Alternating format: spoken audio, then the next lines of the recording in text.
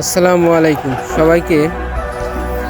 ভিডিওটা দেখার জন্য অনুরোধ করলাম, কারণ হচ্ছে শেখ হাসিনা যে বলল সবাই রাজাকার, তারই প্রমাণ দিচ্ছে দেশের স্বৈরাচারী শাসকরা বিভিন্ন মেল কারখানা এবং বিভিন্ন কোম্পানিগুলো পুড়ে ফেলার কারণ এবং ছিনতাই লুটপাট করার দৃশ্যটা আপনারা দেখতে পাচ্ছেন স্ক্রিনের মধ্যেই।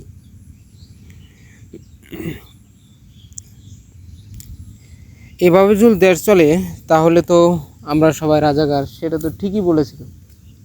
কারণ এভাবে কোনো দিন কোনো দেশ চলতে পারে না। একদিনের মধ্যে যে ঘটনা ঘটে গেছে সারা বাংলাদেশে, সেটি মর্মান্তিক ঘটনা। এই ঘটনাকে উপেক্ষা করে আমরা সবাই সুস্থ থাকি এই কামনা করি। সবাই বলে দেশ স্বাধীন, কেমনে দেশ স্বাধীন? যদি মানুষের কোনো স্বাধীনতার কোনো না থাকে তাহলে কেমনে স্বাধীন? দেশ স্বাধীন বলতে দেশের ভিতরে কোনো অত্যাচার চলবে না, তাহলেই সে দেশ স্বাধীন। আর দেশের বিরুদ্ধে লুটপাট, খুন, রাহাজানি সব চলতেছে, তাহলে কেমনে স্বাধীন হয় দেশ? এটা আমার মাথায় আসে না।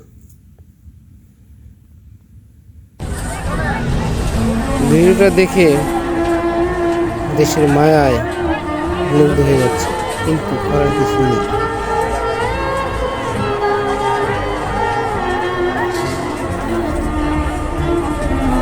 যুদ্ধ করে ছাত্র আর লুটপাট করে কিছু লেবাসদারি শয়তান।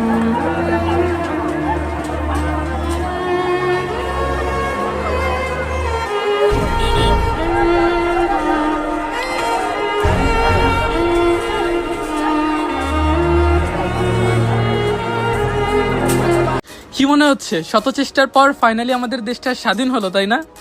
দাঁড়ান, স্বাধীনতার কিছু বিরল চিত্র দেখিয়ে আসি আপনাদের।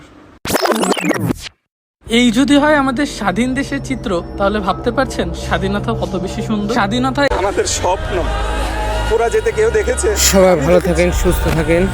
আমার ভবিষ্যৎ ওরা যেতে দেখেছি আমি, এবং দেশটাকে লুটপাটের হাত থেকে বাঁচান। জায়গা ওরা যেতে আমি দেখেছি। আপনারা সবাই বোঝেন এবং জানেন সবই করতে পারেন।